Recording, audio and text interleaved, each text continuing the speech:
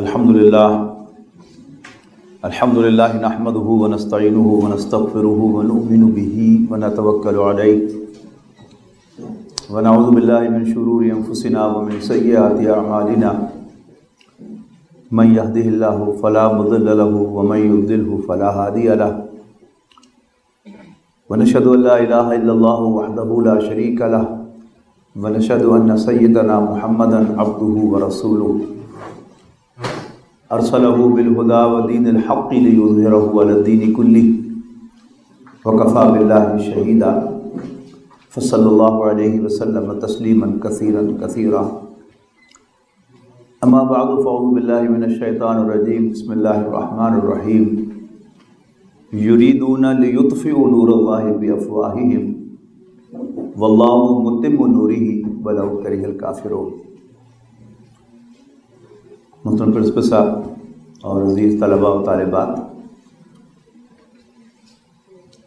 جیسا کہ آپ کو معلوم ہے کہ آج ہم موجودہ عالمی حالات کے تناظر میں اسلام اور پاکستان کے مستقبل پر گفتگو کرنے والے ہیں۔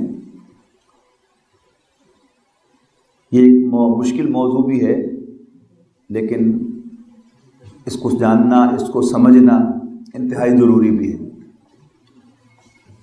اللہ تعالیٰ سے دعا کرتے ہوئے کہ اللہ تعالیٰ مجھے اس کے لیے انشراح صدر عطا فرمائے اور میری زبان کو کھولے تاکہ میں آپ کے لیے کوئی مفید گفتگو کر سکوں۔ اسلام جیسا کہ ہم جانتے ہیں ویسے تو حضرت آدم علیہ السلام سے چلا آ رہا ہے، لیکن جب ہم اسلام کہتے ہیں تو اس سے مراد یعنی انورٹڈ کاماز کے اندر نبی اکرم صلی اللہ علیہ وسلم کا لائے ہوا دین مراد ہوتا ہے، اس لیے کہ حضرت آدم علیہ السلام بھی مسلمان تھے، اسلام پر کاربند تھے۔ حضرت نوح علیہ السلام کو بھی اسلام ہی دے کر بھیجا گیا تھا، اور حضرت ہود علیہ السلام کو، حضرت صالح علیہ السلام کو، یہ سب کے سب بزرگ جو تھے، اللہ کے پیغمبر جو تھے، اسلام ہی کے علمبردار تھے۔ لیکن ہم جب گفتگو کر رہے ہیں اس وقت تو اس سے مراد نبی اکرم صلی اللہ علیہ وسلم کو جو اسلام کا ورژن دے کر بھیجا گیا تھا اس کے حوالے سے بات کر رہے ہیں کہ آج کے عالمی حالات میں اس اسلام کا مستقبل اور پاکستان کا مستقبل کیا ہے۔ اسلام کے بارے میں میں نے واضح کر دیا کہ یہ نبی اکرم صلی اللہ علیہ وسلم کے لائے ہوئے دین اسلام کی بات ہو رہی ہے۔ اسی طرح پاکستان کے بارے میں بھی ہمیں واضح طور پر جان لینا چاہیے کہ پاکستان کیا ہے۔ یہ تو ہم سب جانتے ہیں کہ یہ ہمارا پیارا وطن ہے اور اس سے ہم بے شمار فائدے اٹھا رہے ہیں۔ علامہ اقبال میڈیکل کالج لاہور میں پروفیسر ڈاکٹر راشد لطیف صاحب، جو ہمارے ملک کے مایہ ناز گائنیکالوجسٹ ہیں، انہیں اپنے شاگردوں کو بتایا کہ میں اگر آج پروفیسر ہوں میڈیکل کالج کا تو صرف پاکستان کی وجہ سے ہوں۔ انہوں نے کہا یہ ہندوستان میں اس وقت، یعنی آج سے 40 سال پرانی بات ہے، ہندوستان میں 1000 گائنیکالوجسٹ ہے، ان میں سے صرف 3 مسلمان ہیں۔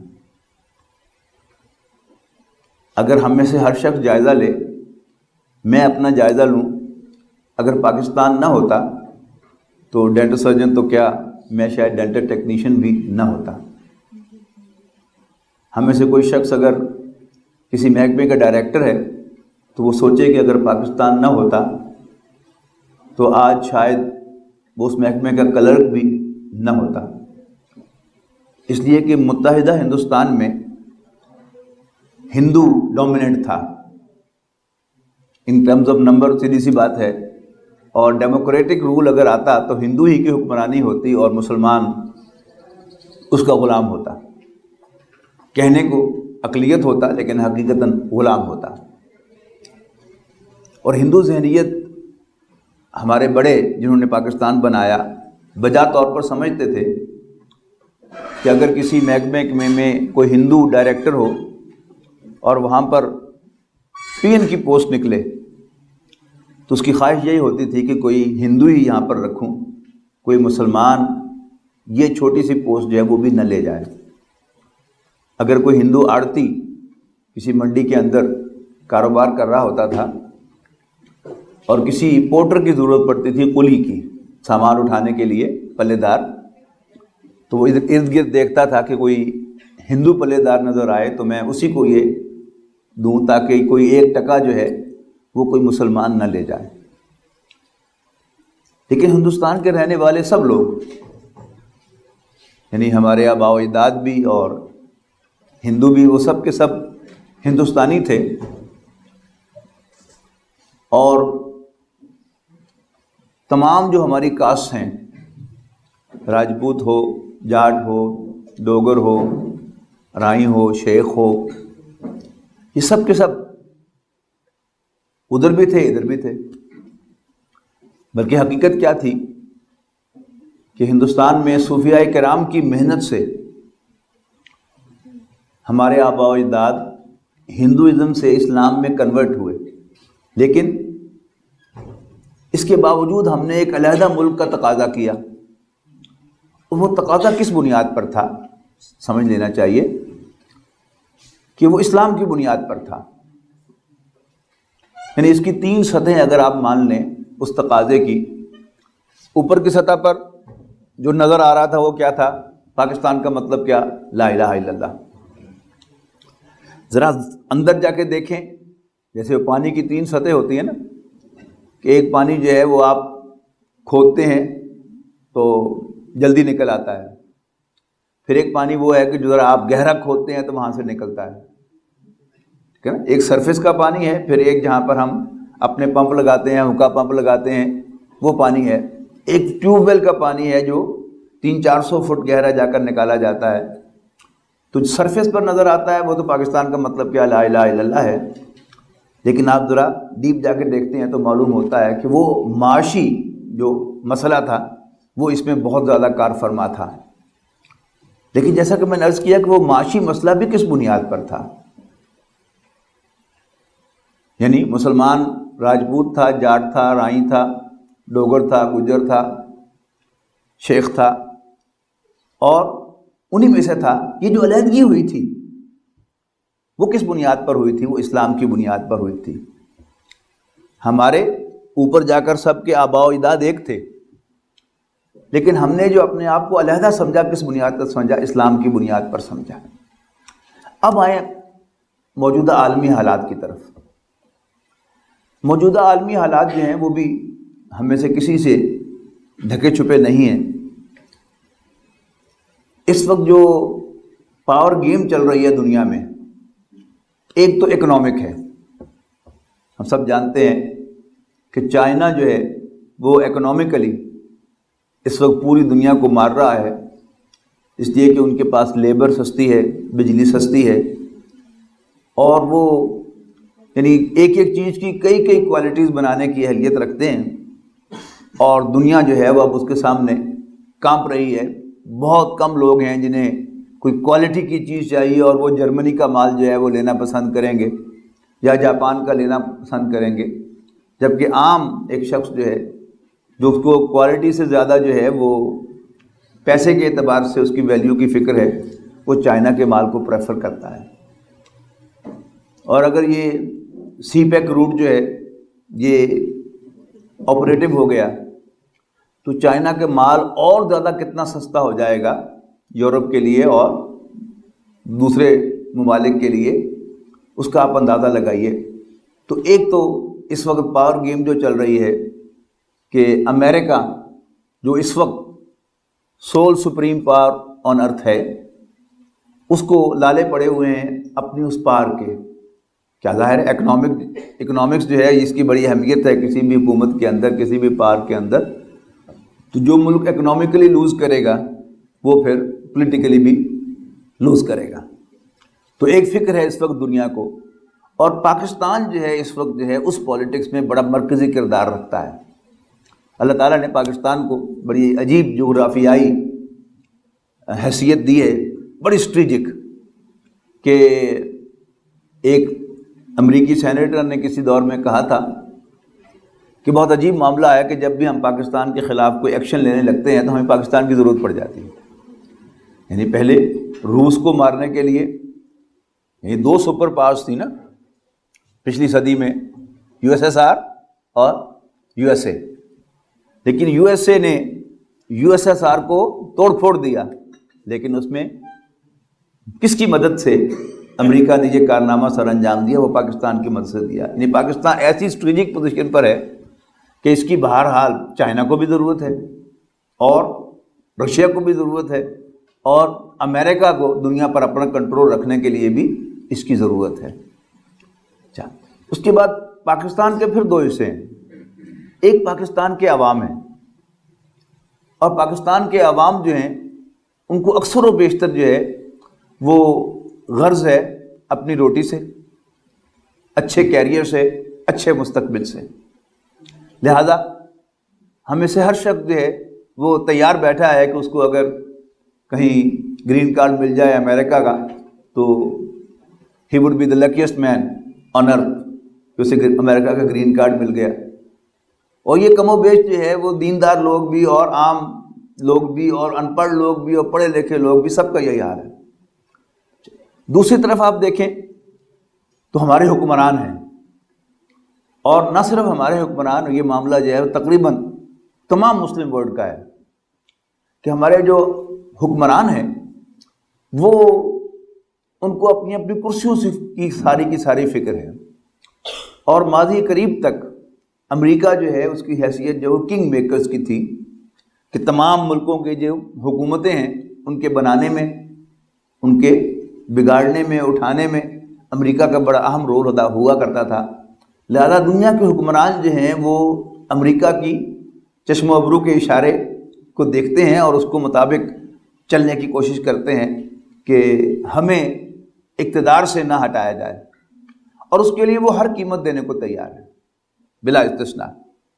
کوئی استثناء اگر ہوگی بھی صحیح تو ایک آدھ آپ کو ترکی کی مل جائے گی کہ وہ اس وقت یعنی ایک سٹینڈ لیتے ہیں ہر معاملے میں، لیکن بحیثیت مجموعی معاملہ سعودی عرب تک کا یہی ہے۔ سعودی عرب کا نام خاص طور پر اس لیے لیا جاتا ہے کہ سعودی حکمران جو ہے وہ خادم الحرمین الشریفین بھی ہے، یعنی حرم کہتے ہیں نا حرمت والی جگہ کو، تو حرمین دو پاک جگہیں، شریفین ان کی عزت کے لیے لفظ استعمال ہوتا ہے۔ حرمین شریفین مراد ہے یعنی حرم مکی خانہ کعبہ اور مسجد حرام، اور حرم مدنی یعنی مسجد نبوی۔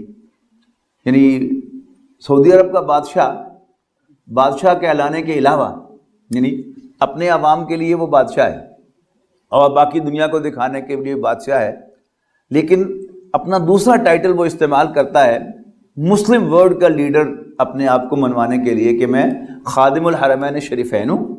اب یہ لفظ بظاہر کیا ہے؟ خادم، اور مسجد کے لیے بھی لفظ جو ہے وہ مالک کا استعمال نہیں ہوتا، اس کا متولی بھی خادم کاؤنٹ ہوتا ہے۔ تو ان کو جو اللہ تعالیٰ نے حرمین شریفین کی تولیت عطا کی ہے تو وہ یہ کلیم کرتے ہیں اور منوانا چاہتے ہیں اپنی اس حیثیت کو کہ ہم کعبے، مسجد حرام اور مسجد نبوی کے متولی ہیں، لہذا جو مسلم ورلڈ ہے اس کی قیادت ہمارے ہاتھ میں ہے۔ لیکن بالفعل جو ان کا حال ہے، امریکہ کا کس طرح وہ یعنی حاشیہ نشین ہے سعودی عرب، اور کس طریقے سے وہ امریکہ کے ہر چشم و ابری کے اشارے پر جان دینے کو تیار ہے، اور جتنا بھی تیل سعودی عرب نے بیچا ہے امریکہ کو، اس کے پیسے سعودی عرب کے پاس نہیں ہیں، وہ امریکہ نے اپنے پاس ہی رکھے ہوئے، ہاں تیرے جمع ہیں، بنیا جیسے کیا کرتا تھا، کوئی نہیں کولین۔ تو اب یہ اس وقت سچویشن ہے۔ اچھا، دوسری طرف مذہبی جو کلاسز ہیں ان کا بھی اگر آپ جائزہ لے لیں تو اس وقت جو بڑے بڑے مذاہب ہیں دنیا میں، سب سے زیادہ کثیر تعداد دنیا میں عیسائیوں کی ہے، اور دوسرے نمبر پر مسلمان ہیں، اور تیسرے نمبر پر یہودی ہیں۔ اچھا، یہودیوں کے ساتھ بالکل پیرلل جو ہے، یعنی یہ تو تینوں آسمانی مذاہب ہیں کہ جو اپنا رشتہ آسمانی وحی کے ساتھ جوڑتے ہیں۔ یہودی جو ہیں وہ حضرت عیسیٰ علیہ السلام سے پہلے کے تمام نبیوں کو مانتے ہیں۔ حضرت ابراہیم علیہ السلام ان کے یہاں محترم ہستی ہیں، اور حضرت داؤد، حضرت سلیمان یہ ان کے ہیروز ہیں کہ یہ بڑی امپائرز جو تھی بنی تھی جن کے یہ حکمران تھے، جن جو ہیں وہ بھی ان کے ماتحت تھے۔ تو حضرت عیسیٰ علیہ السلام سے پہلے وہ ان کو سب کو نبی مانتے ہیں، صرف حضرت عیسیٰ علیہ السلام کو اور رسول اللہ صلی اللہ علیہ وسلم کو اللہ کا نبی نہیں مانتے۔ اس کے بعد آئیے عیسائیوں کی طرف۔ عیسائیوں کا معاملہ یہ ہے کہ عیسائی حضرت عیسیٰ علیہ السلام تک کو مانتے ہیں لیکن رسول اللہ صلی اللہ علیہ وسلم کا انکار کرتے ہیں، لیکن حضرت عیسیٰ علیہ السلام کو وہ اللہ کا نبی نہیں، اللہ کا بیٹا مانتے ہیں، اور بیٹا بھی محاورتاً نہیں، یعنی لٹرلی حضرت عیسیٰ علیہ السلام کو اللہ تعالیٰ کا بیٹا مانتے ہیں۔ یعنی جو مقام کسی بچے کی پیدائش میں باپ کا ہوتا ہے وہ انہوں نے اللہ تعالیٰ کو دے دیا، اس لیے کہ حضرت عیسیٰ علیہ السلام قرآن مجید کے مطابق بن باپ کے پیدا ہوئے تھے، تو دو ان کے ورشنز ہیں، ایک میں وہ حضرت عیسیٰ علیہ السلام کا باپ اللہ تعالیٰ کو قرار دیتے ہیں، اور دوسرے جو ہیں وہ حضرت جبرائیل علیہ السلام کو معاذ اللہ تعالیٰ کا باپ قرار دیتے ہیں، واضح الفاظ میں نہیں، اس لیے کہ ان کے جہاں جو تثلیث ہے، ٹرینٹی، تین خداؤں کی جو چیز ہے، گاڈ دا فادر سب سے کامن ان کے ہاں یہ ہے، اور Jesus the son of God, اور میری حضرت مریم سلام علیہا مدر آف گاڈ سن، یعنی حضرت مریم کو اللہ تعالیٰ کی بیوی نہیں کہتے وہ، یعنی بیٹے کی ماں کہتے ہیں، اور کچھ جو ہیں وہ حضرت مریم کی بجائے حضرت جبرائیل علیہ السلام کو وہ خدا قرار دیتے ہیں اس تثلیث میں، یعنی تین، God the father, Jesus the son of God and holy ghost, وہ جبرائیل علیہ السلام ہے ان کے نزدیک وہ مانتے ہیں۔ اب ان کا معاملہ یہ ہے کہ یہ تینوں مذاہب، مسلمان، عیسائی اور یہودی، یہ تینوں کے تینوں مذاہب جو ہیں یہ مسیح کی آمد کے منتظر ہیں۔ مسایا انگریزی میں کہتے ہیں اس کو، مسیح عربی میں کہتے ہیں اس کو، اس کی معنی ہے نجات دہندہ، سیویئر۔ مسلمان اور عیسائی تو حضرت عیسیٰ علیہ السلام ہی کی دوبارہ آمد کے قائل ہیں، تھوڑے سے فرق کے ساتھ کہ ہمارے نزدیک حضرت عیسیٰ علیہ السلام کا انتقال نہیں ہوا، وہ زندہ اٹھا لیے گئے۔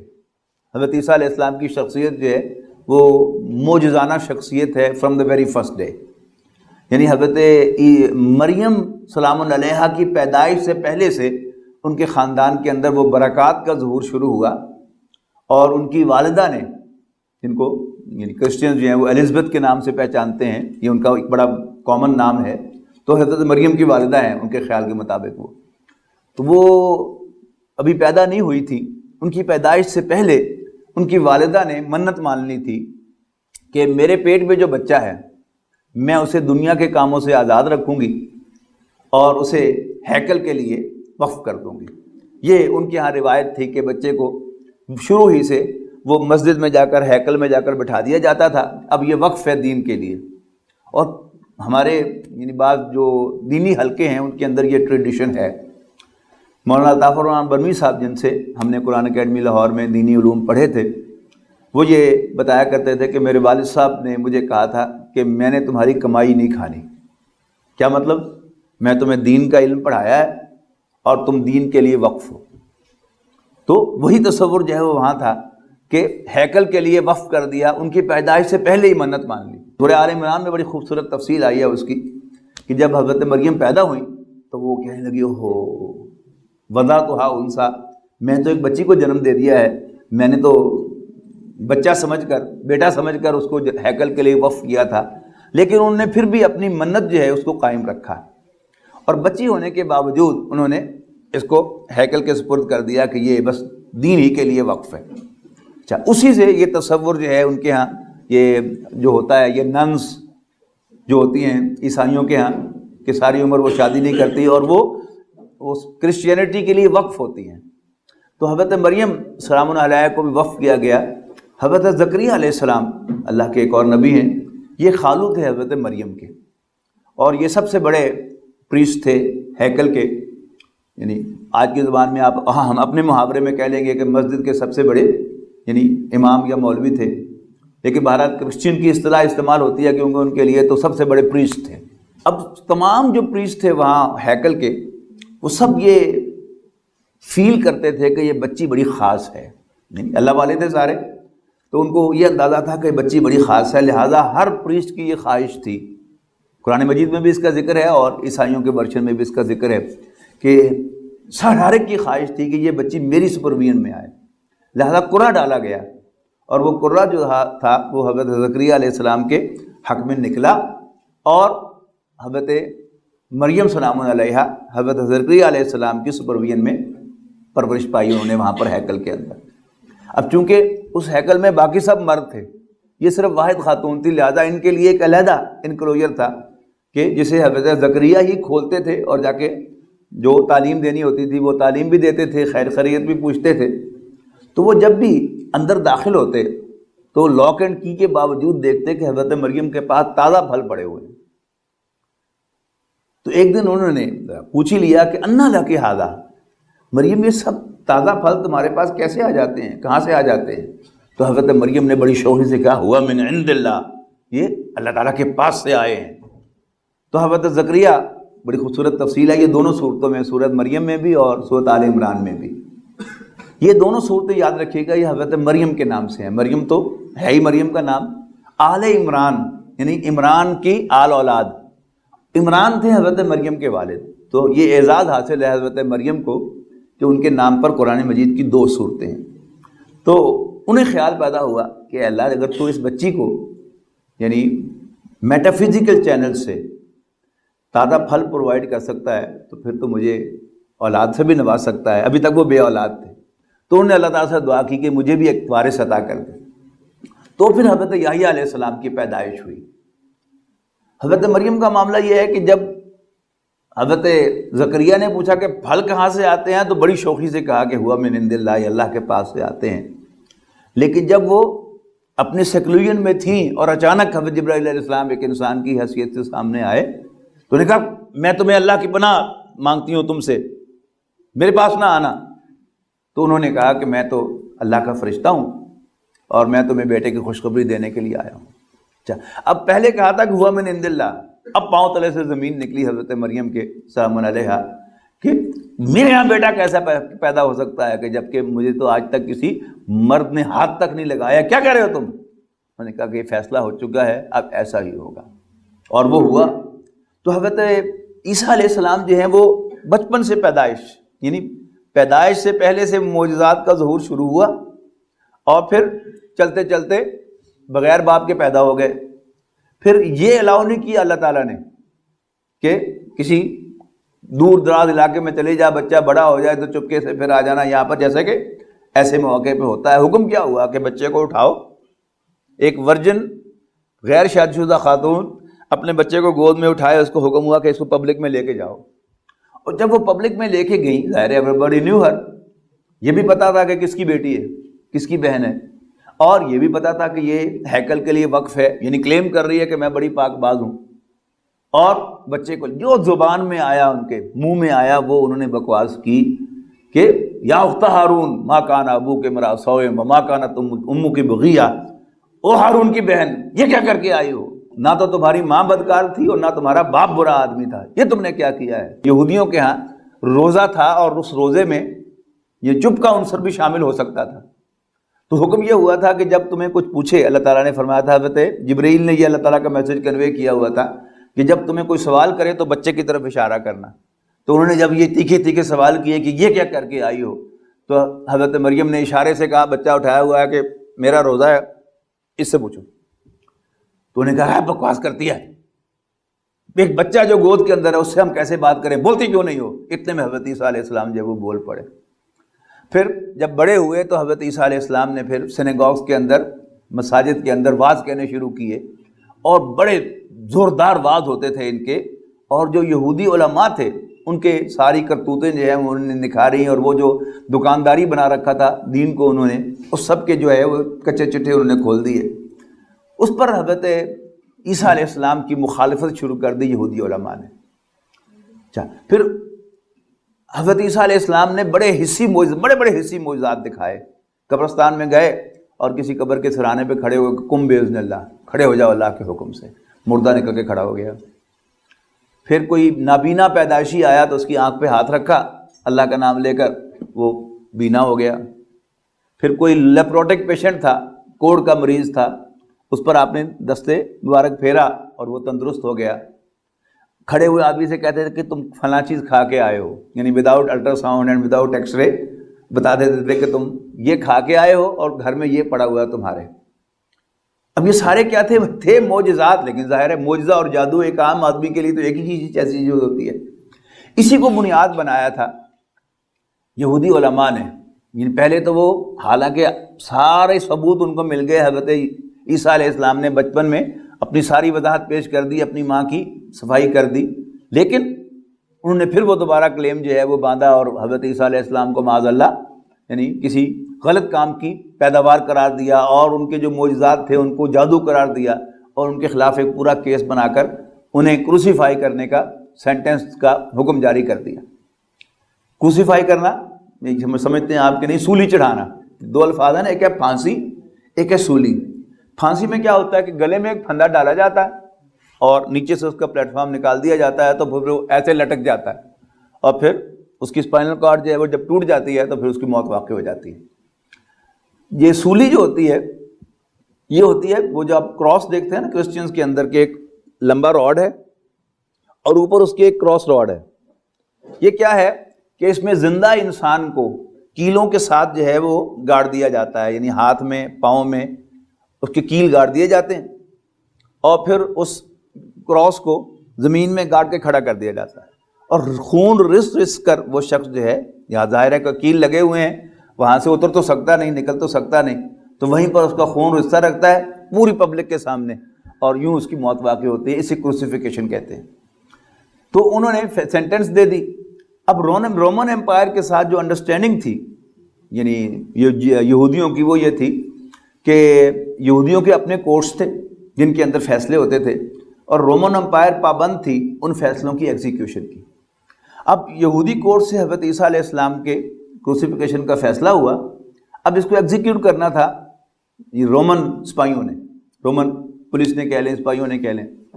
اب وہ پہچانتے نہیں تھے ان کو، تو وہ گئے فلسطین میں ان کی بستی میں، پوچھا کہ جی عیسیٰ، جیزس انگریزی میں اس کو کہتے ہیں، تو وہ کہ یہاں کوئی شخص ہے؟ ان کا جی نہیں پتہ نہیں کہاں ہے تو صحیح لیکن پتہ نہیں کہاں ہے.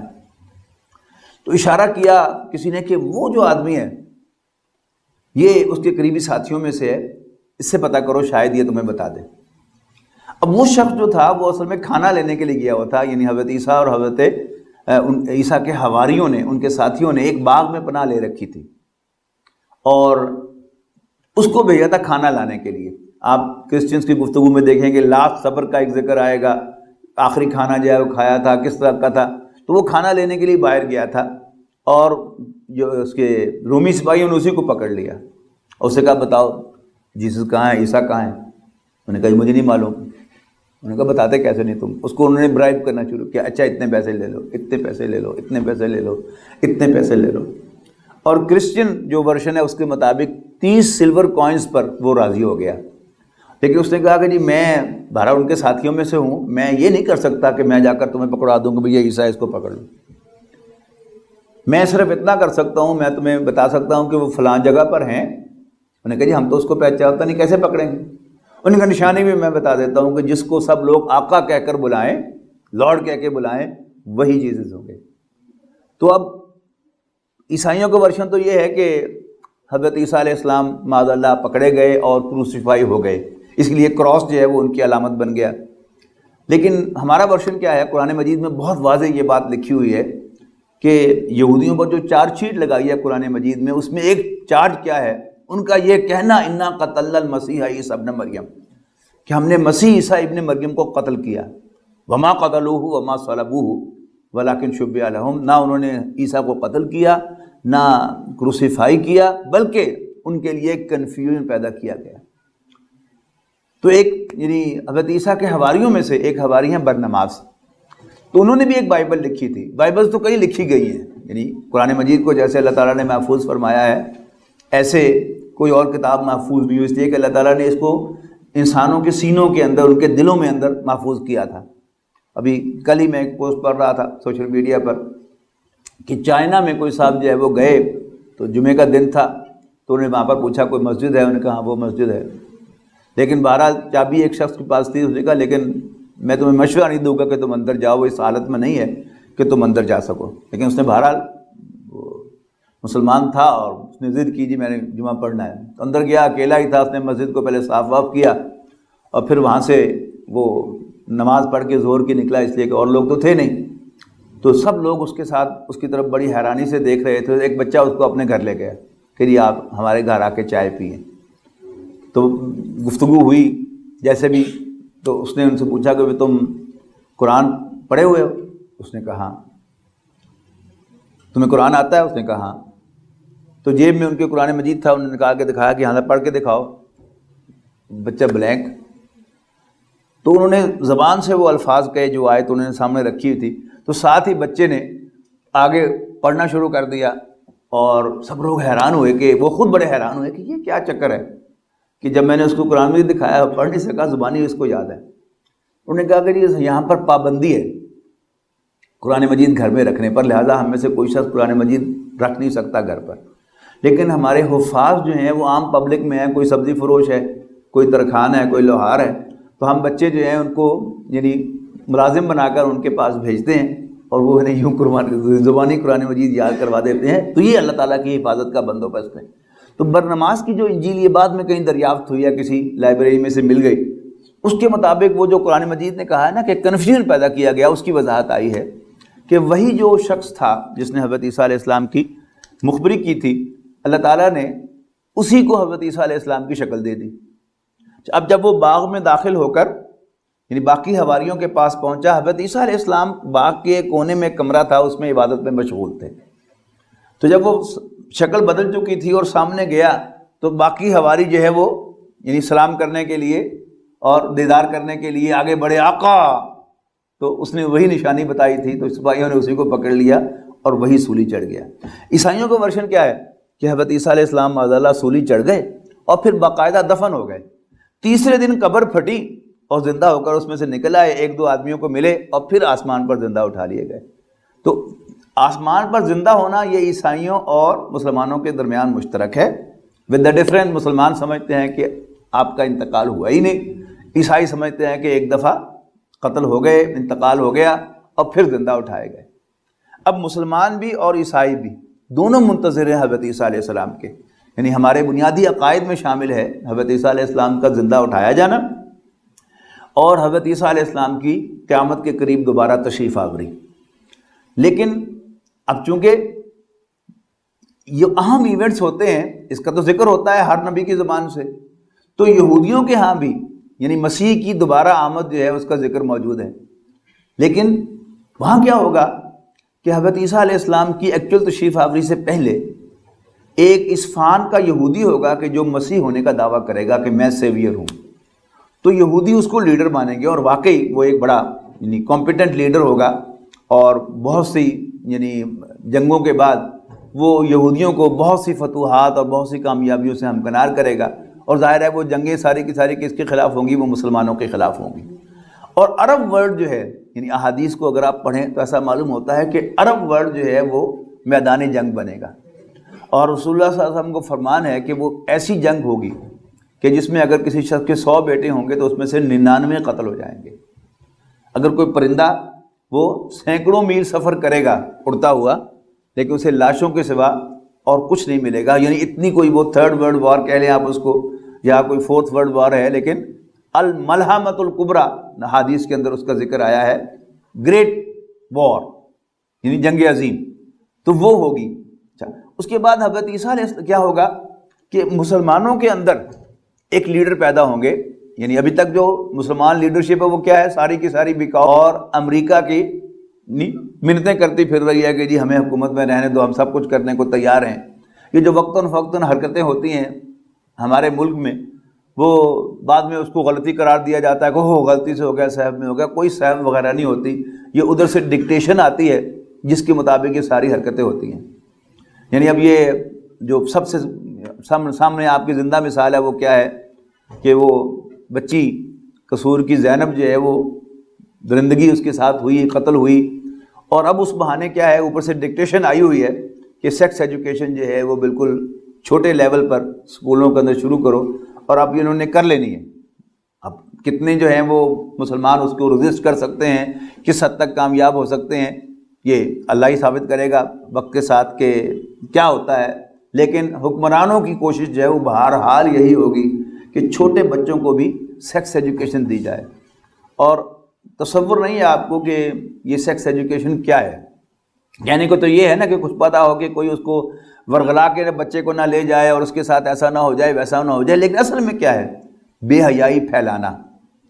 وہ نیو یارک میں ایک کلاس میں جہاں نعمان علی خان بھی تھے کلاس میں، تو انہوں نے بتایا کہ ظاہر ہائی اسکول وہاں سے کیا انہوں نے کہا کہ جی ہمیں انہوں نے ہائی اسکول میں 1 سے زائد مرتبہ ریپروڈکشن کی پوری فلم دکھائی تھی.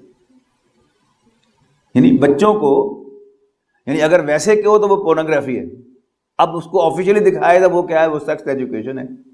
اثرات تو اس کے سیم ہی ہو گئے نا، کہ جب آپ جو ہیں وہ نیوڈیٹی کو دیکھیں گے، خواہ بچے ہوں یا بڑے ہوں، تو ظاہر ہے اس کے اثرات ہوں گے. اور چونکہ ان کا مقصد بے حیائی پھیلانا ہے، لہذا وہ ویسٹ تو لازماً چاہے گا کہ ایسا ہو جائے. ہمارے حکمران خواہ ذاتی طور پر نہ بھی چاہتے ہوں، لیکن چونکہ انہیں ایک ہی غرض ہے کہ ہماری ایڈ بند نہ ہو جائے اور ہمیں کرسی سے ہٹایا نہ جائے، لہذا وہ یہ سب کچھ کرنے کے لیے تیار ہوں گے. تو ایک اللہ تعالیٰ آپ کو لیڈر امت مسلمہ کو عطا کرے گا، اور ان کا نام محمد ہوگا صلی اللہ علیہ وسلم کے نام پر. یعنی وہ تو صلی اللہ علیہ وسلم ان کے لیے نہیں، یعنی حضور صلی اللہ علیہ وسلم کا نام محمد ہے، آپ کی والدہ کا نام آمنہ ہے، تو وہ جو لیڈر ہوں گے ان کا نام بھی محمد ہوگا، ان کی والدہ کا نام آمنہ ہوگا. حضرت حسن کی اولاد میں سے ہوں گے، یعنی حضور صلی اللہ علیہ وسلم کے ساتھ ان کا نسبی رشتہ بھی ہوگا. وہ اوائڈ کرتے ہوں گے لیڈرشپ کو، لیکن 2 مرتبہ ایسا ہوگا کہ وہ پہلے حتیم میں بیٹھے ہوئے ہوں گے خانہ کعبہ کے ساتھ، تو وہاں سے لوگ انہیں ریکویسٹ کریں گے کہ آپ ہماری قیادت فرمائیں، لیکن وہ چونکہ اقتدار کے بھوکے نہیں ہوں گے، لہذا وہاں سے وہ غائب ہو جائیں گے اور مکہ مکرمہ سے منتقل ہو کر مدینہ منورہ چلے جائیں گے. اور پھر کچھ عرصے کے بعد وہ عمرہ کرنے کے لیے یا حج کرنے کے لیے آئیں گے، تو طواف کر رہے ہوں گے، پھر لوگ انہیں پہچانیں گے اور لوگ ان سے تقاضا کریں گے کہ آپ ہماری قیادت سنبھالیں. وہ معذرت کریں گے، تو پھر جو مسلمان لیڈرشپ ہوگی، علماء ہوں گے، وہ ان سے کہیں گے کہ دیکھیے اگر امت مسلمہ کو کوئی نقصان پہنچتا ہے، حالانکہ آپ کے اندر اللہ تعالیٰ نے صلاحیت رکھی ہے کہ آپ قیادت کریں، تو یہ امت جو ہے یہ نجات پائے گی دنیاوی اعتبار سے، تو پھر آپ ذمہ دار ہوں گے. تو پھر وہ مسلمانوں کی بیعت قبول کریں گے اور مسلمانوں کی لیڈر بنیں گے. ان کی قیادت میں جب مسلمان لڑیں گے اپنے دشمنوں کے ساتھ، تو پھر فتوحات انہیں حاصل ہوں گی.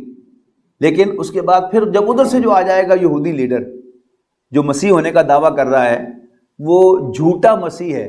دجل کہتے ہیں فریب کو، تو دجال فریبی، یعنی وہ اصل میں حضرت مسیح نہیں ہے، لیکن چونکہ وہ کلیم کرے گا کہ میں مسیح ہوں اور یہودی اس کو مسیح مانیں گے، تو نبی اکرم صلی اللہ علیہ وسلم نے اس کو نام دیا ہے المسیح الدجال کا، جھوٹا یا فریبی مسیح.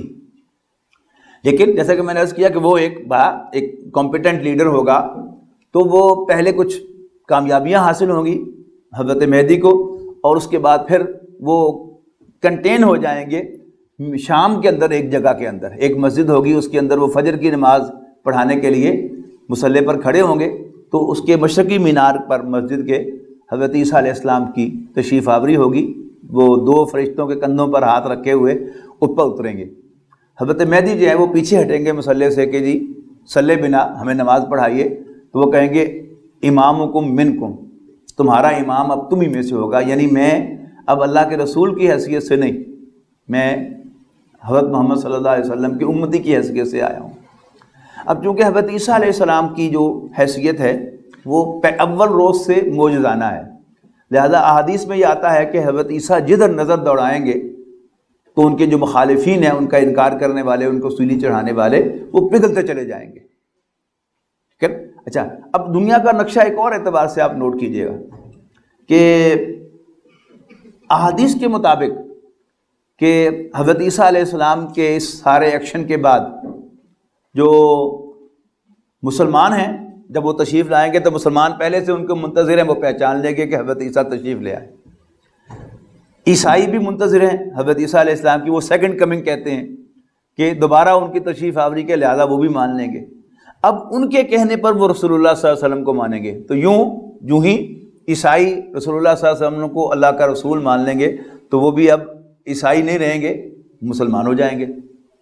یعنی ہم تو پہلے ہی حضرت عیسیٰ علیہ السلام کو مانتے ہیں. اس اعتبار سے اگر ہمیں کوئی عیسائی کہے کہ تم عیسیٰ کو مانتے ہو تو یس، ہم عیسائی بھی ہیں. ہم تو سارے نبیوں کو مانتے ہیں، حضرت آدم علیہ السلام سے لے کر رسول اللہ صلی اللہ علیہ وسلم کو. لیکن عیسائی جو ہیں آج حضرت عیسیٰ علیہ السلام تک تمام پیغمبروں کو مانتے ہیں، رسول اللہ صلی اللہ علیہ وسلم کو نہیں مانتے. وہ ان کے کہنے پہ مان لیں گے. رہا معاملہ یہودیوں کا، تو یہودیوں کا معاملہ یہ ہے کہ اللہ تعالیٰ کی ایک سنت رہی ہے اپنے رسولوں کے سلسلے میں، نبیوں نہیں. یعنی نبی تو قتل بھی ہوئے ہیں ایک سے زائد، لیکن جس کو بھی اللہ تعالیٰ نے کسی قوم یا شخص کی طرف رسول بنا کر بھیجا، یعنی قوم نوح، قوم ہود، قوم صالح، قوم لوط، قوم شعیب، یہ کیا ہیں؟ یہ قومیں ہیں جن کی طرف اللہ تعالیٰ نے رسول بھیجے. اور شخص فرعون ہے جس کی طرف حضرت موسیٰ علیہ السلام کو بھیجا. تو جس کو بھی اللہ تعالیٰ نے رسول الی فلاں کی طرف رسول بنا کر بھیجا تو اللہ تعالیٰ اسٹوڈ بائی ہم، اللہ تعالیٰ نے پورا اس کو سپورٹ کیا اور اس کو قتل یا مغلوب نہیں ہونے دیا. تو حضرت نوح علیہ السلام سے لے کر حضرت موسیٰ علیہ السلام تک کیا ہوا کہ اللہ کے پیغمبروں کے مخالفین جو ہے وہ غرق کر دیے گئے، تباہ کر دیے گئے، لیکن اللہ تعالیٰ نے اپنے پیغمبروں کو بچایا. یہودیوں نے بھی کام تو وہی کیا کہ انہوں نے اپنی طرف سے حضرت عیسیٰ علیہ السلام کو سولی چڑھا دیا، اللہ تعالیٰ نے اپنے طریقے سے بچا لیا. اب یہاں معاملہ کیا ہوا کہ اللہ تعالیٰ نے حضرت عیسیٰ علیہ السلام کو زندہ اٹھا لیا، لیکن یہ اب سزا کے مستحق ہو چکے تھے، لیکن اللہ تعالیٰ نے ججمنٹ ریزرو کر لی اور قرب قیامت یعنی قیامت کے قریب حضرت عیسیٰ علیہ السلام کو دوبارہ بھیجا جائے گا اور ان کو موقع دیا جائے گا کہ اب بھی مان لو. لیکن احادیث سے ایسا ظاہر ہوتا ہے کہ یہودی اپنا یہ موقع بھی گنوا دیں گے، لہذا اب جو ان کی ایکسٹرمنیشن کا فیصلہ ہے وہ ایگزیکیوٹ ہوگا اور حضرت عیسیٰ علیہ السلام کی نظروں کے سامنے ہوگا. جیسے باقی پیغمبروں کا معاملہ ہوا کہ حضرت موسیٰ علیہ السلام اور بنی اسرائیل کے سامنے ان کے دشمنوں کو غرق کیا گیا، فرعون اور آل فرعون کو. حضرت نوح علیہ السلام کے سامنے قوم جو ہے وہ غرق ہوئی، اور اسی طرح حضرت لوط علیہ السلام، حضرت شعیب علیہ السلام، ان سب کا معاملہ کیا ہے کہ اللہ تعالیٰ نے ان کو رسولوں کو نکال لیا اور ایمان والوں کو نکال لیا اور ان کے سامنے وہ قومیں جو تھیں وہ غرق ہو گئیں. یہاں معاملہ جو ہے وہ ریزرو ہوا تو وہ ایگزیکیوٹ ہوگا. اب حضرت مہدی جو ہیں وہ حکمرانی کریں گے اور اسلام کا غلبہ جو ہے اس بار وہ گلوبل ہوگا. یعنی رسول اللہ صلی اللہ علیہ وسلم کا جو غلبہ تھا وہ صرف عربین پیننسولا تک محدود تھا، اور پھر ایکسپینشن جو ہوئی ہے وہ خلافت راشدہ میں ہوئی ہے. لیکن بہرحال ایک صحیح اسلامی ریاست کے جس کا آج تک کوئی ریپلیکا نہیں دنیا میں بن سکا. خاص طور پر یہ پھول جو ہے اپنی پوری آب و تاب کے ساتھ کھلا ہے حضرت عمر رضی اللہ تعالیٰ عنہ کے دور خلافت میں. یعنی جو بیسٹ ویلیوز ہیں، ہیومن ویلیوز، وہ وہاں پر باقاعدہ نظر آتی ہیں. پھر جو بیسٹ سسٹمز ہیں آج تک دنیا کے، وہ سب کے سب جو ہیں حضرت عمر رضی اللہ تعالیٰ عنہ نے انسٹال کیے ہیں.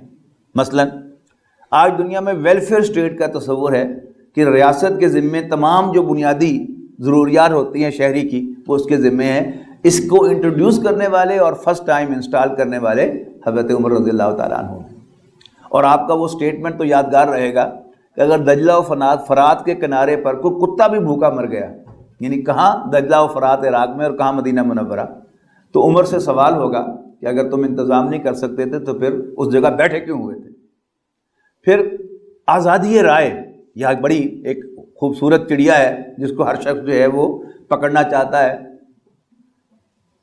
اس کا جو معیار حضرت عمر نے قائم کیا ہے وہ ریپلیکیٹ نہیں ہو سکا.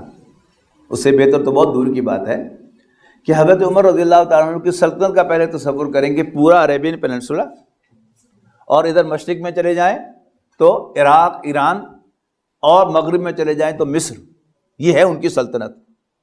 لیکن اتنی بڑی سلطنت کا فرما روا خطبہ دے رہا ہے جمعے کا، تو ایک شخص کھڑا ہوتا ہے، لا سمع ولا طاع، ہم آپ کی بات نہیں سنیں گے، نہیں مانیں گے. کوئی پولیس والا نہیں آیا اس کو باہر نکالنے کے لیے مسجد سے، کسی نے اس کو پکڑ کے بٹھایا نہیں نیچے، نہیں امیر المومنین خطاب فرما رہے ہیں، غور سے سنو، توجہ سے سنو. حضرت عمر رضی اللہ تعالیٰ عنہ خاموش ہو گئے. بھائی کیا معاملہ ہے؟ اس نے کہا آپ نے جو کرتا پہنا ہے یہ تو مال غنیمت کی چادروں کا لگتا ہے، اس چادر کا جو ٹکڑا مجھے ملا تھا اس سے میرا کرتا نہیں بنا. آپ تو طویل قد کے ہیں، معلوم ہوتا ہے آپ نے خیانت کی ہے، اور ہم خائن کی بات نہیں سن سکتے، نہیں مان سکتے، ٹھیک ہے نا؟ تو حضرت عمر رضی اللہ تعالیٰ عنہ ناراض نہیں ہوئے، اپنے بیٹے عبداللہ سے کہا عبداللہ وضاحت کرو۔ عبداللہ نے وضاحت کی کہ میں نے اپنے حصے کا جو ٹکڑا تھا وہ بھی ابا جی کو دے دیا، لہذا ان کا کرتا بن گیا۔ اب وہ بدو کہتا ہے الان نسمع و نطیع، یس اب ہم آپ کی بات سنیں گے اور مانیں گے۔ پھر اسٹیٹ کرافٹ جو آج دنیا میں اسٹیٹ کا جو تصور ہے، یعنی مملکت سے آگے اسٹیٹ کا تصور، اسٹیٹ کا تصور کیا ہے کہ اس کے 3 پلرز ہوں جس پر وہ اسٹیٹ کھڑی ہو، ایک انتظامیہ، ایک مقننہ یعنی ایگزیکٹو، لیجسلیچر اور جوڈیشری عدلیہ۔ کبھی آپ نے غور کیا کہ اس کے متعارف کرانے والے کون ہیں؟ حضرت عمر رضی اللہ تعالیٰ عنہ۔ یعنی اس سے پہلے دنیا میں بادشاہتیں تھیں اور بادشاہی سب کچھ ہوا کرتا تھا، اس کا کہا ہوا بھی قانون ہے اور اسی کی زبان سے نکلا ہوا بھی فیصلہ ہے۔ لیکن حضرت عمر نے بڑی اصرار کا ثبوت دیا اور اپنی اس حیثیت کو 1/3 پر ریڈیوس کر لیا کہ انتظامیہ میرا کام ہے، اور ایک مجلس شورا بنائی اور ہر اہم ایشو وہ اس میں لے کے گئے۔ وہاں ان سے اختلاف ہوا، بحثیں کئی دن ہوتی رہیں اور پھر کوئی فیصلہ ہوا، تو گویا آپ نے مقننہ یعنی لیجسلیچر کو علیحدہ کر دیا، اور آپ نے قاضی کا عہدہ پہلی دفعہ دنیا میں بنایا، اور قاضی کا عہدہ بنا کر گویا آپ نے جوڈیشری کو علیحدہ کیا، اور اس قاضی نے امیر المومنین کو بھی سمن کیا اور آپ اس کی عدالت میں پیش ہوئے۔ تو یہ کیا ہے؟ یہ حضرت عمر رضی اللہ تعالیٰ عنہ کا وہ کنٹریبیوشن ہے جو اسلام نے دیا تھا۔ اب ہوا کیا کہ اسلام کی جو حکومت تھی، جو رسول اللہ صلی اللہ علیہ وسلم نے اللہ کے دین کو غالب کیا تھا، وہ آہستہ آہستہ آہستہ آہستہ زمین بوس ہوتی رہی۔ یعنی پہلے تو اس میں جو شورائیت تھی ٹاپ لیول پر کہ جو انتخاب ہے امیر المومنین کا وہ امت کے مشورے سے ہو، وہ ختم ہوا۔ پھر یہ ہوا کہ ایک طویل عرصے تک پبلک کو عدل و انصاف ملتا رہا، لیکن جو فرما روا تھے وہ عیاشیوں اور بدماشیوں میں چلے گئے اور انہوں نے اپنے آپ کو عدل و انصاف کے تقاضوں سے بالا تر کر لیا۔ لیکن 1924 تک ایک علامتی ادارہ خلیفہ کا وہ رہا۔ کوئی بھی حکومت بادشاہ جو تھا بن جاتا تھا کسی دنیا کے کسی مسلمان ملک میں، تو وہ ریکویسٹ بھیجتا تھا کہ جی مجھے بھی اپروول دے دی جائے، تو بس اس کی طرف سے ایک آرڈر آ جاتا تھا کہ یہ ہمارے فرما روا ہے، ہماری طرف سے اپوائنٹ کیا ہوا، تو معلوم ہوتا تھا کہ اسلامی ریاست ہے۔ لیکن وہ اسلامی ریاست جو تھی وہ ہمارے دشمنوں کو کھلتی تھی۔ وہ حضرت شیخ الہند رحمۃ اللہ علیہ، یہ ہمارے بہت بڑے عالم تھے ہندوستان کے، ان کو قید کر کے انگریز نے مالٹا میں بھیج دیا تھا، انڈمان، اس سرد علاقے میں، اور وہاں پر ظاہر ایک نیک آدمی تھے، تو جہاں جو آفیسر ان کے ساتھ اوپر اپوائنٹڈ تھا اس سے ان کے ساتھ اچھی سلیکٹ ہو گئی۔ تو جب کافی انڈرسٹینڈنگ ڈیولپ ہوگی تو ایک دن اس سے کہا انہوں نے کہ تمہیں غلبہ تو اللہ نے دے ہی دیا ہے کہ تم ہماری خلافت کے کیوں در پہ ہو؟ اس نے کہا مولانا اتنے بھولے آپ نہ بنیں، آپ کو بھی معلوم ہے ہمیں بھی معلوم ہے کہ اگر خلافت سے ایک فتویٰ جاری ہو جائے جہاد کا تو پورا مسلم ورلڈ، انڈونیشیا اور ملائیشیا سے لے کر اور موریتانیہ تک، یہ سب کے سب جو ہیں وہ ہمارے خلاف لڑنے کے لیے تیار ہو جائیں گے، لہذا we got to abolish it. تو انہوں نے ابالش کر دی 1924 میں خلافت۔ اچھا، اب اس کے بعد کیا ہے، مسلمانوں کے اندر جو تحریکیں چل رہی ہیں ان کا اگر آپ جائزہ لیں کہ جیسے ہمارے ملک میں علامہ اقبال کا جو حیثیت ہے کہ انہوں نے زندہ کیا ہوا تھا مسلمان کے دل کو اپنی شاعری کے ذریعے سے، پھر ابوالکلام آزاد آئے، پھر ابوالکلام آزاد جو ہیں وہ بددل ہو کر چلے گئے اور مولانا مودودی آ گئے میدان میں، انہوں نے ایک اسلامی تحریک کا آغاز کیا۔ اس کے بعد پھر ڈاکٹر اسرار احمد صاحب آئے، اب پتہ نہیں کتنے لوگ آئیں گے، اور ہر ملک میں ایسی کوئی نہ کوئی تحریکیں آپ کو چلتی ہوئی نظر آئیں گی۔ ایک تو یہ احیائی تحریکی ہیں جن کا اصل مقصد اسلام کو پھر زندہ کرنا ہے۔ دوسری طرف کیا ہوا کہ پوری دنیا میں جہاں کولونیل رول تھا، کہیں انگریز تھا، کہیں فرانسیسی تھے، کہیں ولندیزی سے، اور کہیں گریس تھے، انہوں نے اپنی حکومتیں قائم کی تھیں۔ ہندوستان میں انگریز تھا، آپ کو معلوم ہے، تو ان ملکوں میں آزادی کی تحریکیں چلی۔ اچھا، اس آزادی کی تحریکوں میں کیا ہوا کہ 40s میں اور ارلی 50s میں یعنی دنیا کے سارے مسلمان ممالک جو تھے وہ سو کالڈ آزاد ہو گئے. اور جیسا کہ میں نے آپ کو بتایا کہ وہ جو امریکہ کی حاشیہ برداری تھی یا اس کے ساتھ لگ کر رہنا، یہ جوں کا تو تھا. کچھ ممالک جو تھے جو ذرا کمیونسٹ رجحان رکھتے تھے انہوں نے روس کو اپنا آقا مان لیا. باقی سارے جو یعنی ویسٹرن اکانومی کے قائل تھے، سرمایہ داری نظام کے قائل تھے، انہوں نے سب کو امریکہ کو اپنا امام مان لیا. تو ایک طرف تو یہ احیائی طریقے چل رہی ہیں، اس کے ساتھ ساتھ کیا ہو رہا ہے کہ جب ویسٹ نے، امریکہ نے روس کو افغانستان سے بھگانے کے لیے اسلام کو استعمال کیا تو جہاد نئے سرے سے زندہ ہو گیا، قتال، اللہ کے راستے میں لڑنا. اب علامہ اقبال بہت ذہین آدمی تھے، اللہ تعالیٰ نے ان کو کمال کا ذہن عطا فرمایا تھا اور بڑی دور تک وہ دیکھتے تھے. وہ جو خود ان کے وہ مشہور اشعار ہیں وہ تو سنائی دوں آپ کو کہ آسماں ہوگا سحر کے نور سے آئینہ پوش، اور ظلمت رات کی سیما پا ہو جائے گی، پھر دلوں کو یاد آئے گا پیغام سجود، پھر جبھی خاک حرم سے آشنا ہو جائے گی. آنکھ جو کچھ دیکھتی ہے لب پہ آ سکتا نہیں، محو حیرت ہوں کہ دنیا کیا سے کیا ہو جائے گی. شب گریزاں ہوگی آخر جلوہ خورشید سے، یہ چمن معمور ہوگا نغمہ توحید سے. یعنی اللہ کا یہ بندہ جو ہے وہ آج سے 70-80 سال پہلے خوشخبری سنا کے گیا ہوا ہے کہ یہ چمن معمور ہوگا نغمہ توحید سے. پاکستان بنا نہیں تھا، ہندوستان تھا اور زمین تھی جس کے بارے میں وہ بات کر رہے ہیں. پھر پاکستان کا خواب بھی انہوں نے دیکھا، پاکستان کی تجویز بھی انہوں نے دی، اور پھر پاکستان کی تحریک میں قائد اعظم کو برطانیہ سے بلا کر صدارت کی کرسی پر بٹھایا، جو آج تک کبھی نہیں ہوا پاکستان میں. یعنی کوئی کسی پارٹی کا صدر ہو اور وہ کہے کہ جی آپ مجھ سے بہتر کام کر سکتے ہیں تو تشریف لائیں، آپ اس کرسی پر بیٹھے، میں وہاں بیٹھوں گا آپ کے سامنے. علامہ اقبال نے یہ کام کیا تو جذبے کو ابھارا اور یقین دلایا. طلوع اسلام ان کی جو نظم ہے یعنی ہلا دری بندہ کہ اتر کے صحرا سے جس نے روما کی سلطنت کو الٹ دیا تھا، سنا ہے یہ قدسیوں سے میں نے وہ شعر پھر ہوشیار ہوگا. سبق پھر پڑھ صداقت کا، عدالت کا، شجاعت کا، لیا جائے گا تجھ سے کام دنیا کی امامت کا. تصور تو کیجیے، یعنی ایک آدمی جو ہے وہ ہندوستان میں بیٹھا ہوا ہے، سیالکوٹ میں پیدا ہوا، لاہور میں بیٹھا ہوا ہے، باقی ویسٹ پھرا ہے اور بڑے ان میچڈ ریکارڈز ہیں ان کے. کبھی ہوا نہیں کہ برطانیہ کو پروفیسر چھٹی پہ جانے لگے تو اپنے ایسٹرن شاگرد کو، ایشین شاگرد کو ڈپارٹمنٹ کا ہیڈ بنا کر جائے عارضی طور پر، اور وہ شخص علامہ اقبال ہے. اور یہ بھی کبھی نہیں ہوا کہ انہی کے وہ استاد پروفیسر نکلسن جو تھے، انہوں نے علامہ اقبال کی ایک فارسی جو کتاب ہے اسرار خودی، اس کا انگریزی میں ترجمہ کیا. استاد شاگرد کی کتاب کو ٹرانسلیٹ کر رہا ہے اور پھر علامہ اقبال سے ریکویسٹ کی ذرا اس کا فارورڈ لکھ دو. یہ بھی ان میچڈ حیثیتیں ہیں. تو اس وقت پاکستان جو ہے علامہ اقبال کے خوابوں کی سرزمین، اب سارے کے سارے بادل پاکستان کے گرد کیوں منڈلا رہے ہیں؟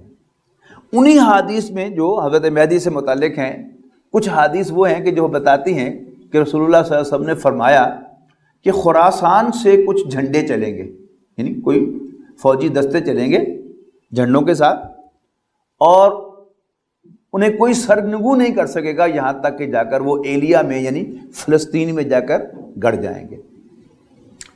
علامہ اقبال نے غالباً انہی کی بنیاد پر کہا. یہ خراسان کیا ہے اس کو سمجھ لیں.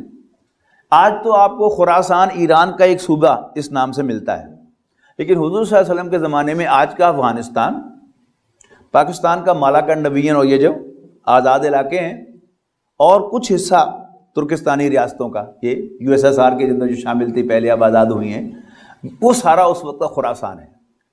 اور اب آپ کی سمجھ میں شاید آئے گا یہ بات جان کر کہ افغانستان میں طالبان کی حکومت قائم ہو گئی اور انہیں اسلامی شریعت کو نافذ کر دیا، لہذا پورا ویسٹ وہ اس چھوٹے سے ملک کو جس کی بے سر و سامانی کا یہ عالم ہے کہ نہ کوئی اسلحہ ہے نہ ہتھیار ہے، ہاں گن ہر ایک کے پاس اپنی ہے، اور اس کو مارنے کے لیے، کرش کرنے کے لیے امریکہ پورے نیٹو کے ساتھ آیا اور ناکامی سے دوچار ہوا. اب تو امریکہ کو یعنی وہاں سے بے عزتی کے ساتھ بھاگنے کو جگہ نہیں مل رہی نا. کس نے مارا ہے امریکہ کو؟ ان بے سر و سامان لوگوں نے کہ جن کو سمجھا تھا کہ یہ بس ایسے ہی ہم ان کو ہضم کر جائیں گے. وجہ کیا ہے کہ وہاں اسلامی ریاست قائم ہو گئی. اب یہیں سے وہ جھنڈے چلنے تھے جو آگے جانے تھے، اس کا راستہ روکنے کے لیے، نپ دا ایول ان دا بڈ کے لیے وہ سارے کا سارا ہوا تھا، لیکن وہ ناکامی ہو چکی ہے. اب دنیا کے سین میں آگے کیا ہونے والا ہے وقت بتائے گا. احادیث ہی بتاتی ہیں کہ وہ اقبال نے کہا تھا نا کہ میر عرب کو آئی ٹھنڈی ہوا جہاں سے، میرا وطن وہی ہے، میرا وطن وہی ہے. پاکستان کا اسلام کے نام پر بننا، ہم اسے کوئی معمولی واقعہ سمجھتے ہیں، لیکن ہمارا دشمن اسے معمولی واقعہ نہیں سمجھتا، اس لیے کہ حضور صلی اللہ علیہ وسلم کی احادیث بھی انہوں نے پڑھی ہوئی ہیں، اور بائبل کے اندر جو ساری کی ساری یہ باتیں ہیں وہاں بھی انہوں نے پڑھی ہوئی ہیں. تو وہ دیکھ رہے ہیں کہ وہ باتیں کہ جو حدیث کے اندر یا بائبل کی روایات کے اندر آئی تھی، ان کے لیے تو سٹیج سیٹ ہو رہا ہے. پاکستان کا بن جانا چھوٹا واقعہ نہیں ہے، پھر پاکستان کا ایٹمک پاور بن جانا یہ اس سے بھی بڑا واقعہ ہے جس کی ان کو بڑی تکلیف ہے. یعنی سارا کا سارا جو ایسا معلوم ہوتا ہے کہ ہندوستان اور اسرائیل اور امریکہ، یہ جو ٹرائی اینگل ہے، یہ مل کر پاکستان کے وجود کو ختم کرنا چاہتے ہیں. اس پر کوئی شک نہیں ہے. اس کے آثار جو ہیں وہ بڑے نمایاں آپ کو نظر آتے ہیں. یعنی ادھر افغانستان میں بیٹھ گیا ہے امریکہ تو پہلے ہی ہے، اور ساتھ انڈیا بھی پہنچ گیا ہے وہاں پر، اور وہاں سے سازشیں ہو رہی ہیں. یعنی دو طرف سے پاکستان کو سینڈوچ کیا جا رہا ہے. لیکن بہرحال اللہ تعالیٰ کیسے کیسے راستہ نکالتا ہے، اور ساری کوششوں کے باوجود پاکستان ایٹمک پاور بن گیا. اب صرف یہ چیز غالباً ان کو اللہ تعالیٰ کی طرف سے روکنے کا بندوبست ہے کہ ہم تو اس کو کوئی چھیڑخانی کریں گے، اور اگر ان پاگلوں نے ایٹم بم چلا دیا، اس لیے کہ یہ مرنا جو ہے اپنے دین کے لیے، اپنے ملک کے لیے، یہ مسلمان کر سکتا ہے، امریکن مرنے کے لیے تیار نہیں ہے. تو وہ آپ کو یاد ہوگا کہ سن 2002 میں میڈرڈ میں ایک دھماکہ ہوا تھا، تو اس پر برٹش جو فورن منسٹر تھے ان کا تبصرہ بڑا خوبصورت تھا کہ ہماری نمائندہ نے پوچھا کہ یہ کیا سد باب ہے آپ کا اس کے پاس؟ کہتے ہیں what can we do, we want to live, they want to die. اب جو مرنے مارنے پر آ جائے اس کا تو کوئی حل نہیں ہے. لیکن مسلمان بھارا جب اس کا جذبہ بیدار ہوگا تو مسلمان اللہ کے لیے مرنے کو اپنے لیے سعادت سمجھے گا. وہ جذبہ سرد کرنے کے لیے کیا کیا کاوشیں ہو رہی ہیں وہ آپ کے سامنے. یعنی جہاد کا نام لینے والا جو ہے، مجاہد نام یا محمد نام یا احمد نام، وہ سارے جو مہدی کے نام ہیں، کوئی بھی نام جو حدیث میں ہے وہ سارا بلیک لسٹ ہے. اس کو یا ویزا ملے گا نہیں، اور اگر امریکہ سے آنے لگے گا ویزا مل گیا ہے تو وہ اللہ تعالیٰ اس کو بچانے کا کوئی نہ کوئی بندوبست کر لیتے وہ آ جائے. ورنہ آج وہ ایئرپورٹ پہ جا کے رپورٹ کرے گا اور اس کو بورڈنگ پاس ایشو نہیں ہوگا. ٹکٹ بن گیا، بورڈنگ پاس ایشو نہیں ہوگا، وہ واشنگٹن ڈی سی جائے گا اور وہاں سے اس کی کلیئرنس آئے گی. اب وہ کلیئرنس کیا ہے؟ عبد النام اور عبداللہ نام، محمد نام، احمد نام، ان پر پابندی ہے، اور اسامہ نام. اچھا، اب عام طور پر عبد السپیلنگ کرتا ہے ہر شخص، لیکن اگر جس نے عبد الغفار کی عبد الستار کی بجائے ABDUS لکھا ہوا ہے وہ بچ جائے گا. تو اللہ تعالیٰ کیسے کیسے بچائے گا وہ اللہ تعالیٰ کے کام ہے. پوری سیرت النبی آپ پڑھ جائیں، گفتگو ہو چکی ہے یہاں پر الحمدللہ سیرت النبی پر، پوری آپ پڑھ جائیں، اللہ تعالیٰ کی اسٹریٹجی سے رسول اللہ صلی اللہ علیہ وسلم کو کامیابی ہوگی. اب بھی ویسے ہی کامیابی ہوگی. کوئی ایسی تحریک ہوگی کہ جو رسول اللہ صلی اللہ علیہ وسلم کی طرح پہلے قرآن مجید کی تعلیم دے کر اور قرآن مجید کی تبلیغ کر کے ایک جماعت تیار کرے گی سرفروشوں کی، جو اللہ تعالیٰ کے لیے لڑنے مرنے کو تیار ہوں، لیکن لڑے نہ، بلکہ سائلنٹ رہیں، کام رہیں. جیسے رسول اللہ صلی اللہ علیہ وسلم کے صحابہ مکی زندگی میں انہوں نے اپنے دفاع میں بھی ہاتھ نہیں اٹھایا. پھر اللہ تعالیٰ نے خود راستہ نکالا. مدینے کا راستہ یہ رسول اللہ صلی اللہ علیہ وسلم کی ارج نہیں تھی، آپ کی ریسرچ نہیں تھی، آپ کی پلاننگ نہیں تھی، اللہ تعالیٰ نے وہ دیا.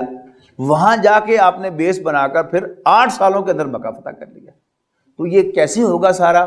یعنی وہ سارا سینیریو میں نے آپ کے سامنے رکھ دیا ہے. یعنی اسلام کا مستقبل بھی روشن ہے. علامہ اقبال کے اشعار بھی میں نے آپ کو سنائے ہیں، احادیث بھی آپ کو سنائی ہیں.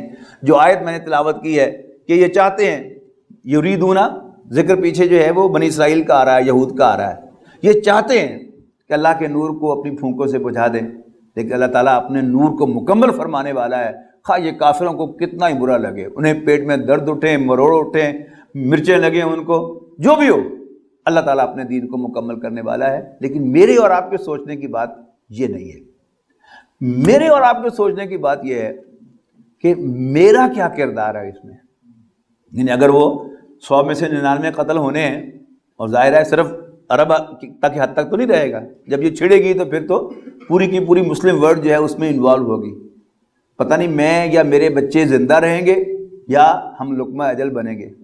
لیکن اگر میں تیار ہوں مرنے کے لیے اللہ تعالیٰ کے ساتھ، اس دین کے ساتھ، تو پھر میں قیامت کے دن جب اٹھوں گا تو سرخ روح ہوں گا، نبی اکرم صلی اللہ علیہ وسلم کو چہرہ دکھانے کے قابل ہوں گا کہ میں بھی آپ کا امتی ہوں۔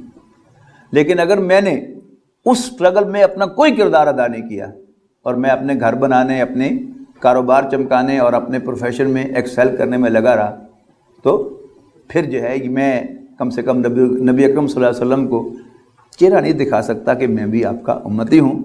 اور پھر اللہ تعالیٰ ہی بخش دے، مہربانی کر دے تو میری بخشش ہو سکتی ہے، ورنہ میری بخشش کا کوئی امکان نہیں ہے۔ اقول قولی ھذا واستغفر اللہ لی ولکم ولسائر المسلمین والمسلمات۔ بہت شکریہ۔